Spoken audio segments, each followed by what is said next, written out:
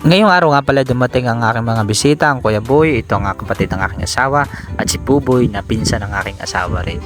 Ayan, nagpunta sila dito dahil gusto daw yata nilang mag-relax dahil napakalamig ng panahon, parang gusto nilang uminom ng lampanog. Nabalitaan nga daw pala nila na ako ay nagbablog na at gusto nga raw nilang makita rin sa video. Heto nga, napapangiti-ngiti pa si Puboy habang nag-iihaw ng bangus. At dahil nga naman malamig dito ang panahon, ay talagang napakasarap uminom ng lambanog, lalo na kung laon ang iyong lambanog at ito ay talagang napakasarap at nagiinit sa katawan kapag ka iyong ininom. Yung mga hindi nga pala nakakakilala pa, ito nga palang si Puboy ay binata. Sa mga naghahanap ng mapapangasawa, ito na ang inyong piliin, napakasipag, kahit anong trabaho walang pinipili.